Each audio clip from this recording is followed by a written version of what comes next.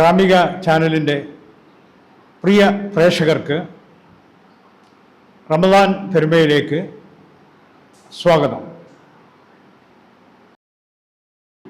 കഴിഞ്ഞ എപ്പിസോഡിൽ ആദിമ സമൂഹം എങ്ങനെ ആദാമിൽ നിന്നും ഹവ്വയിൽ നിന്നും ഉണ്ടായി എന്നതിനെക്കുറിച്ചുള്ള ഒരു വിവരണമാണ് നൽകിയത്. എല്ലാ ഗ്രന്ഥങ്ങളിലും മിത്തുകളിലും വിശേഷിച്ച് സെമറ്റിക് മേഖലയിലുള്ള എല്ലാ ഗ്രന്ഥങ്ങളിലും, സെമറ്റിക് മാത്രമല്ല ചൈനയിലും മറ്റു വിദൂര സ്ഥലങ്ങളിലുമൊക്കെ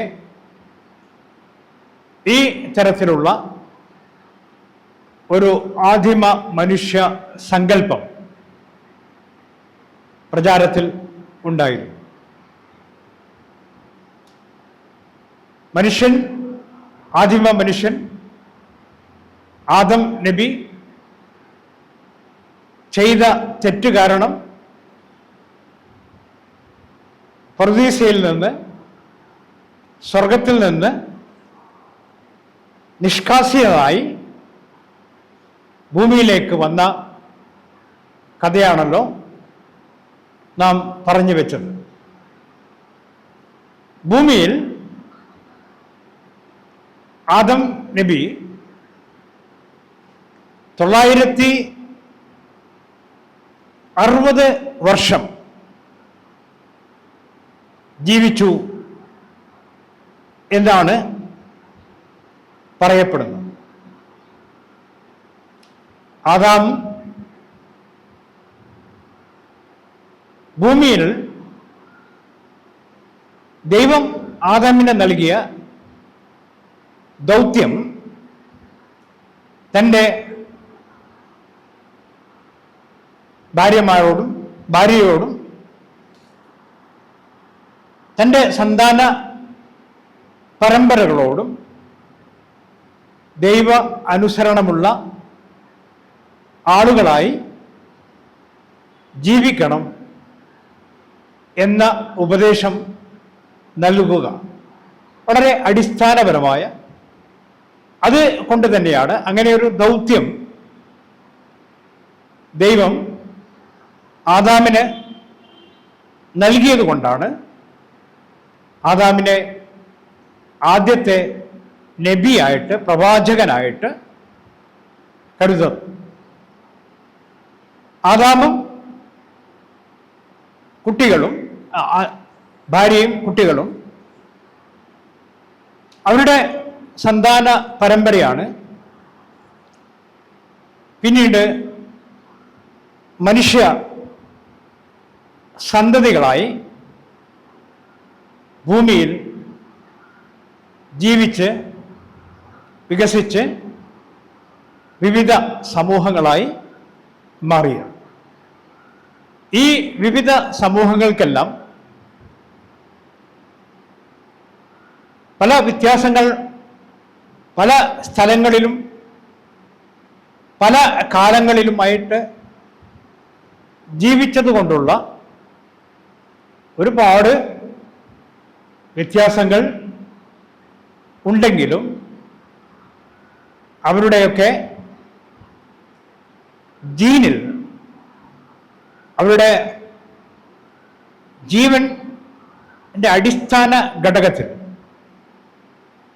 ഒരു ഏക രൂപം കാണാൻ കഴിയും എന്നുള്ളത് ആധുനിക ജനതിക ശാസ്ത്രം തന്നെ പറയുന്ന ഒരു കാര്യമാണ്. ആദാമിൻ്റെ സന്താന പരമ്പര ഇവിടെ എങ്ങനെയാണ് സന്താന പരമ്പര ഉണ്ടാകുന്നത്? നമുക്ക് ലഭിക്കുന്ന എല്ലാ ഗ്രന്ഥങ്ങളിൽ നിന്നും ലഭിക്കുന്ന വിവരം ആദാം ഹവ്വ ദമ്പതിമാർക്ക് 2 സന്തതികൾ ഉണ്ടായി എന്നുള്ളതാണ്. പ്രധാനമായിട്ടും വിശുദ്ധ ഖുർആനിലും ഈ 2 ആൺ സന്താനങ്ങളെ കുറിച്ചുള്ള വിവരണം ഉണ്ട്. കാബീൽ, ആബേൽ എന്നാണ് വിശുദ്ധ ഖുർആൻ ഈ 2 ആൺ സന്താനങ്ങളെ വിവരിക്കുന്നത്. Kane and Abel. ഈ ആൺ സന്താനങ്ങൾക്ക് നിന്ന് പിന്നീട് എങ്ങനെയാണ് ഒരു സന്താന പരമ്പര ഉണ്ടായി എന്നത് വളരെയൊന്നും വിശുദ്ധ ഖുർആനിൽ വ്യക്തമാക്കപ്പെട്ടിട്ടില്ല. ബൈബിളിൽ അതിനെക്കുറിച്ച് പല കഥകളുമുണ്ട്. ബൈബിളിനെ ആസ്പദമാക്കി എഴുതിയ മറ്റു ഗ്രന്ഥങ്ങളിലും മറ്റു മിത്തുകളിലും ഒക്കെ ഒരുപാട് വ്യത്യസ്തമായ കഥകൾ, ആ കഥകളുടെ വ്യാഖ്യാനങ്ങൾ ഒക്കെ നമുക്ക് ലഭിക്കുന്നുണ്ട്. എന്നാൽ വിശുദ്ധ ഖുർആൻ ഈ 2 സന്താനങ്ങളെക്കുറിച്ചും അവർ നൽകിയ ബലിയെക്കുറിച്ചും അതിനെ തുടർന്നുണ്ടായിരുന്ന ഒരു വധത്തെക്കുറിച്ചുമൊക്കെ വിശുദ്ധ ഖുർആൻ പറയുന്നുണ്ട്. ഒരുപക്ഷെ വിശുദ്ധ ഖുർആൻ ഇതൊന്നും വളരെ വിസ്തീർണമായി വിശദീകരിക്കാതിരുന്നത് സെമിറ്റിക് സമൂഹത്തിൽ ഈ കഥകളൊക്കെ നേരത്തെ തന്നെ മുൻ വേദങ്ങളിലൂടെ അറിഞ്ഞ കാര്യങ്ങളായിരിക്കാം. അല്ലെങ്കിൽ ഒരു ആധുനിക പ്രകരണത്തിൽ പഴയ കാലത്തിലുള്ള വിസ്തീർണമായ വിശദീകരണങ്ങൾ അപ്രസക്തമായേക്കാം. അല്ലെങ്കിൽ ഒരുപാട് കാലം കഴിഞ്ഞ് കഥകൾ ആവർത്തിച്ചാവർത്തിച്ച് പുതിയ തലമുറയിലേക്ക് വരുമ്പോഴേക്കും ഒരുപാട് കൂട്ടിച്ചേർക്കലുകൾ നടന്നിരിക്കും. യഥാർത്ഥത്തിൽ നടന്നതിൻ്റെ വികലമായ അല്ലെങ്കിൽ വിപരീതമായ ഒരുപാട് കൂട്ടിച്ചേർത്ത കഥകൾ അതിൻ്റെ കൂടെ ഉണ്ടായിരിക്കാം. ഈ കഥകളൊക്കെ അപ്രസക്തമായതുകൊണ്ടായിരിക്കാം ഒരുപക്ഷെ ഖുർആൻ അതിൻ്റെ വിശദീകരണങ്ങളിലേക്ക് പോകാതെ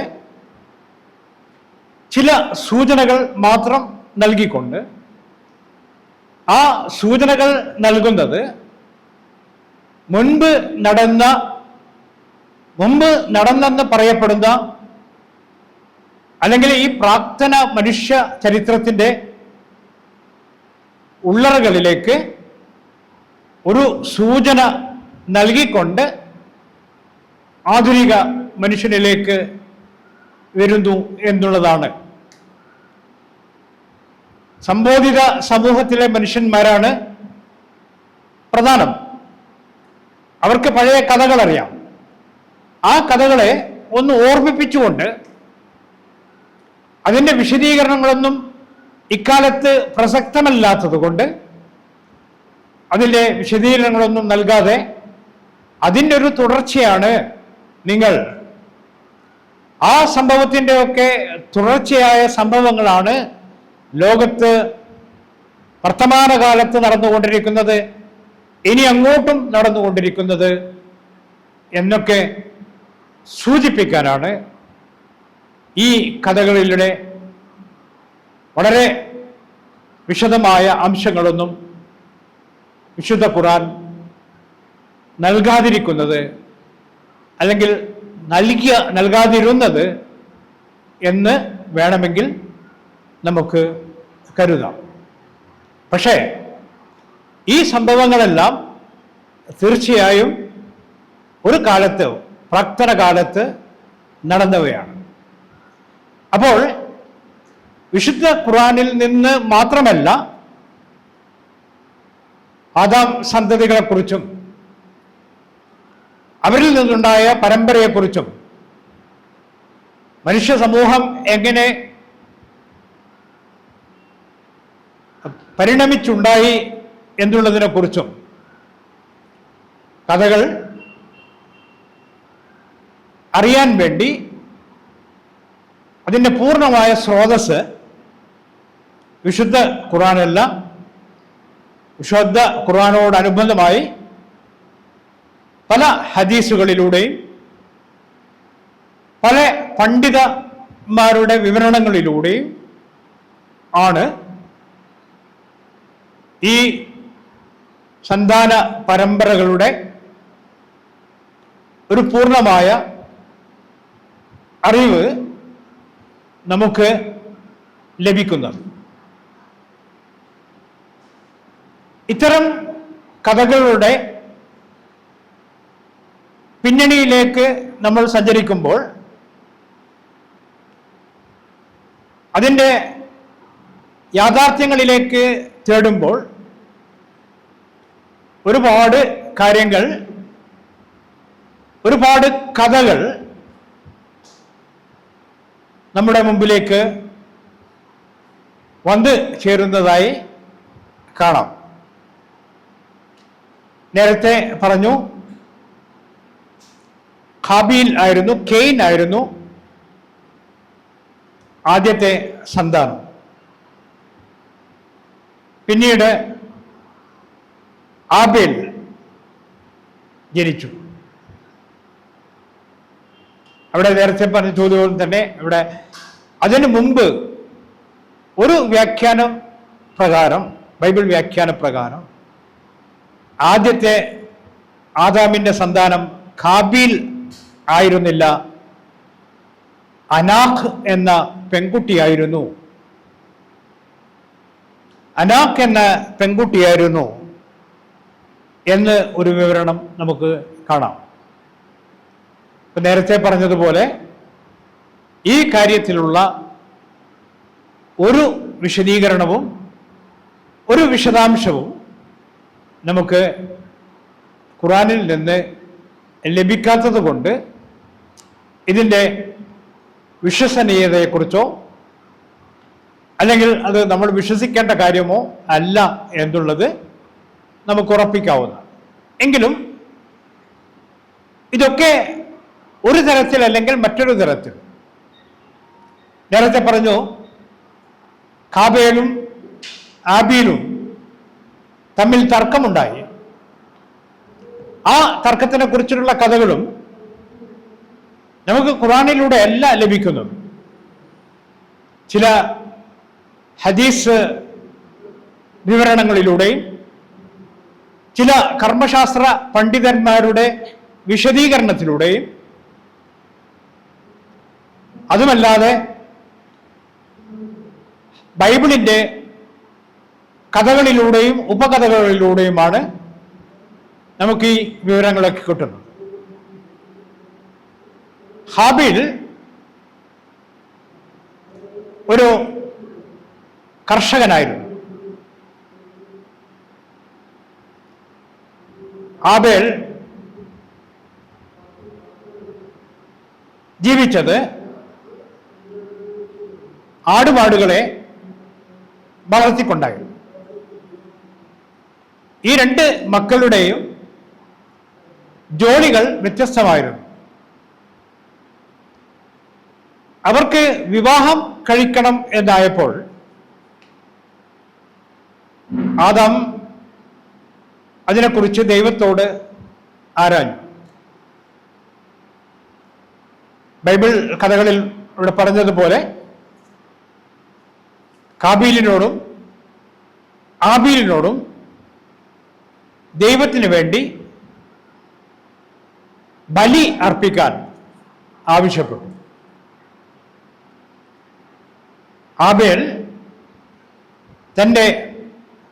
താൻ വളർത്തിക്കൊണ്ടിരുന്ന ആടുകളിൽ നിന്ന് ഏറ്റവും നല്ല ഒരാടിനെ ദൈവത്തിനായി സമർപ്പിച്ചു. ഹാബീൽ കർഷകനായിരുന്നു. എന്നാൽ അയാളിൽ ആവഹിച്ച ഒരു ദുശ്ചിന്ത കാരണം തൻ്റെ കാർഷിക വിഭവത്തിൽ നിന്ന്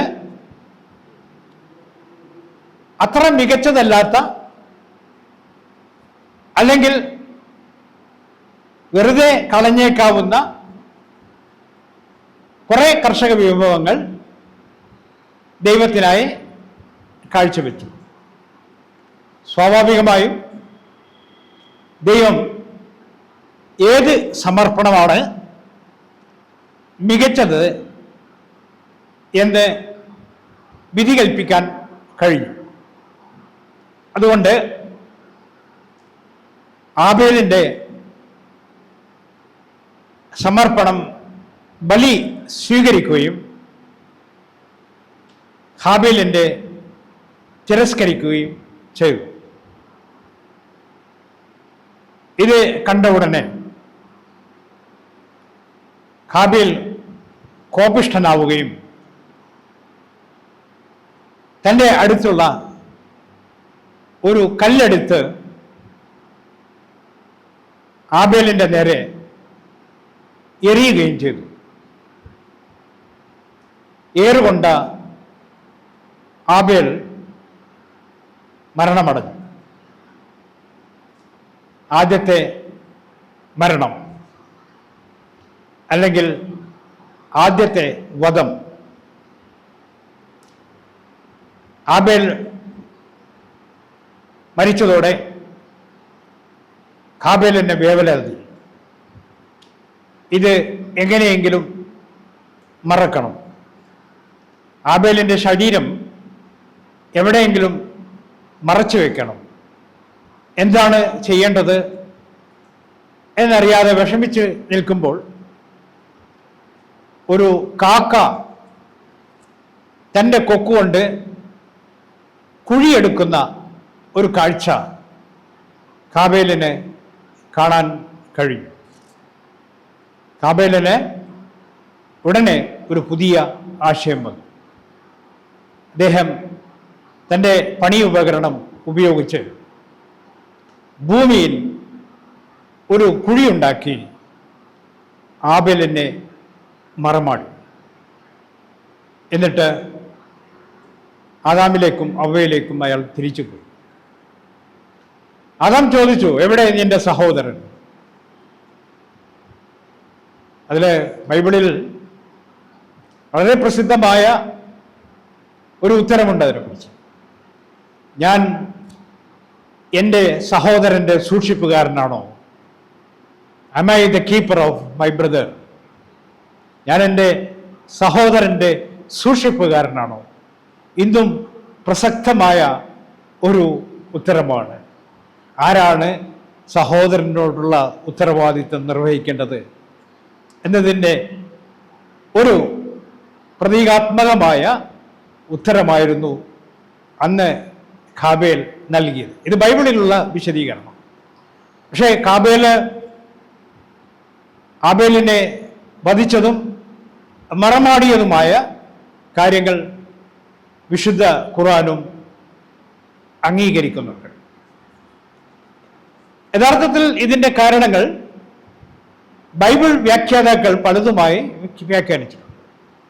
ആരെയാണ് ഈ ആബേലും ഹാബേലും വിവാഹം ചെയ്യാൻ പോകുന്നത്? എവിടെയാണ് പെൺ ഉള്ളത് എന്നിത്യാദി കാര്യങ്ങളിൽ പല വ്യാഖ്യാനങ്ങളുമുണ്ട്. കാരണം പെണ്ണ് ഇല്ല, പക്ഷെ ഒരു പ്രകാരം നേരത്തെ അനാഖ് എന്നൊരു പെണ്ണ് സന്താനമുണ്ടായിരുന്നു. ആ അനാഖിനെ ആയിരിക്കണം, കാരണം അത് പുതിയ സമൂഹങ്ങളൊന്നുമില്ലാത്തപ്പോൾ സ്വന്തം സഹോദരിയെ തന്നെ കല്യാണം കഴിക്കേണ്ട, വിവാഹം കഴിക്കേണ്ട ഒരു അവസ്ഥയാണ് ഉണ്ടായിരുന്നത്. പക്ഷെ അതല്ലാതെ മറ്റൊരു വ്യാഖ്യാനം, ആദാമിന്റെ ഓരോ സന്താനങ്ങൾ, ഓരോ പ്രസവവും, അവയുടെ ഓരോ പ്രസവവും ഇരട്ട സന്താനങ്ങളായിരുന്നു. ഒരു ആണും ഒരു പെണ്ണും, അങ്ങനെ ജോഡികളായിട്ടായിരുന്നു പ്രസവം. തർക്കത്തിൽ കാബേലും ആബേലും തമ്മിലുള്ള തർക്കം ആരെ വിവാഹം കഴിക്കണം എന്നുള്ളതായിരുന്നു. കാബേലിന്റെ കൂടെ പിറന്ന തൻ്റെ സഹോദരിയെ കാബേൽ വിവാഹം കഴിക്കാൻ ആഗ്രഹിക്കുന്നു. എന്നാൽ ആദാം പറയുന്നത്, ഒരേ പ്രസവത്തിലുള്ള കുഞ്ഞ് പെണ്ണ് നിനക്ക് അനുവദനീയമല്ല. അതുകൊണ്ട് ആബേലിന്റെ കൂടെ പിറന്ന പെണ്ണിനെ നീ വിവാഹം കഴിച്ചുകൊള്ളൂ, നിന്റെ കൂടെ പിറന്ന പെണ്ണിനെ ആബേൽ വിവാഹം കഴിച്ചുകൊള്ളുക. ഈ സമൂഹത്തിന്റെ രക്തബന്ധത്തിന്റെ വ്യത്യാസം, ബന്ധം, നമ്മുടെ പരസ്പര ബന്ധം, രക്തബന്ധത്തിന്റെ വ്യത്യാസത്തിന്റെ ഒരു ആരംഭം കുറിക്കുന്നതായിട്ട് നമുക്ക് ഇതിനെ വ്യാഖ്യാനിച്ച് എടുക്കാം. അതായത് ഒരേ ഗർഭത്തിൽ പിറന്ന സന്തതിയെ അല്ല വിവാഹം ചെയ്യേണ്ടത്, മറ്റൊരു ഗർഭത്തിൽ പിറന്ന സന്തതിയെ. അതുകൊണ്ട് ഈ തർക്കം അതുകൊണ്ടായിരുന്നു എന്ന് പറയും. എന്നാൽ അതൊന്നും വിശുദ്ധ ഖുർആൻ ഇതിൻ്റെ കാരണമായിട്ടോ ഇതിൻ്റെ വ്യാഖ്യാനമായിട്ടോ നൽകുന്നില്ല. കാബേലിലൂടെയും, ആബേൽ മരിച്ചുപോയതുകൊണ്ട് കാബേലിൽ നിന്ന് ഉള്ള സന്തതികൾ, കാബേൽ മാത്രമല്ല ഹവ്വ എത്ര പ്രസവങ്ങൾ നടത്തി എന്നുള്ളത് കൂടെ മനുഷ്യ സമൂഹത്തിൻ്റെ ആരംഭത്തിൻ്റെ ചരിത്രം കുറിക്കുന്നു. അത് നമുക്ക് പിന്നീട് പറയാം.